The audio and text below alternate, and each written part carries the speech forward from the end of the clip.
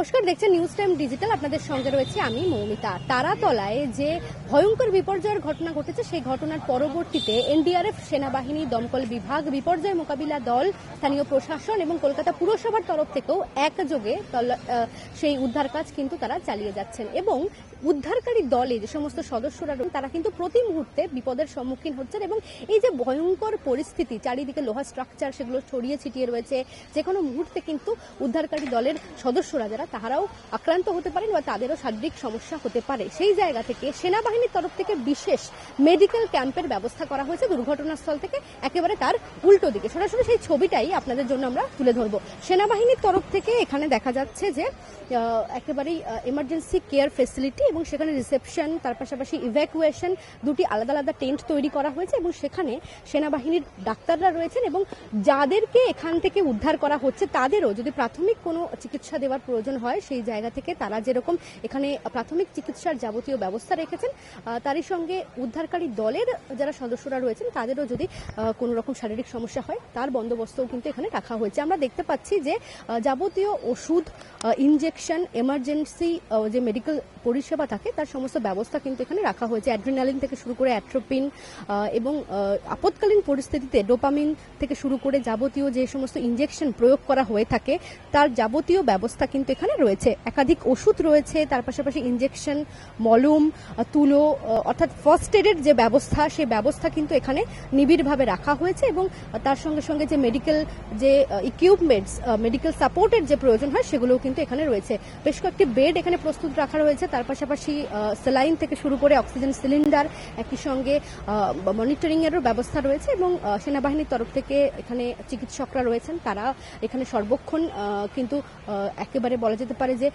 Active রয়েছেন এবং যারা উদ্ধারকারী দলের এনডিআরএফ এর যে সদস্যরা কাজ করছেন বা সেনাবাহিনীরও যে সদস্যরা একেবারে মাটির গভীরে পৌঁছে গিয়ে তারা প্রাণের সন্ধান করছেন, তাদের যাতে কোনো রকম শারীরিক সমস্যা হলে প্রাথমিক চিকিৎসাটুকু অন্তত এই ক্যাম্প থেকেই দেওয়া যায় সেই ব্যবস্থা কিন্তু রাখা হয়েছে একেবারে দুর্ঘটনাস্থলে ঠিক অদূরেই। এবং যে কোনো রকম বড় বিপর্যয়ের ক্ষেত্রে কিন্তু আমরা এটাই দেখে থাকি যে সেনাবাহিনীর তরফ থেকে যেরকম সমস্ত রকম মেডিকেল সাপোর্ট, লাইফ সাপোর্ট রাখা হয়, এক্ষেত্রেও কিন্তু সেই ব্যবস্থা রাখা হয়েছে। অর্থাৎ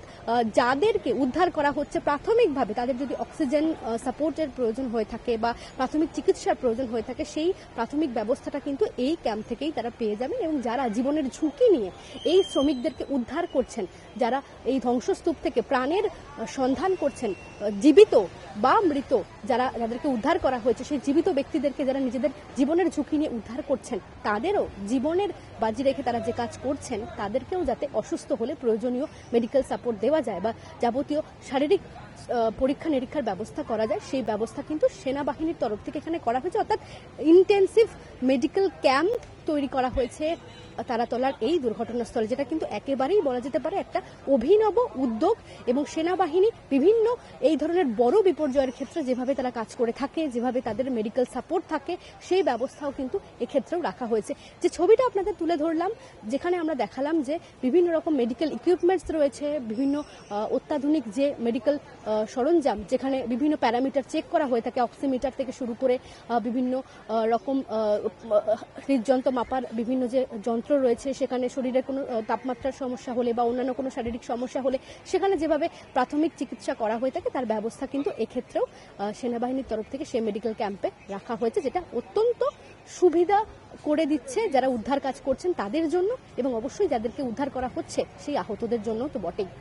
ক্যামেরায় তাপস ঘোষের সঙ্গে মৌমিতা মিত্র, নিউজ টাইম ডিজিটাল।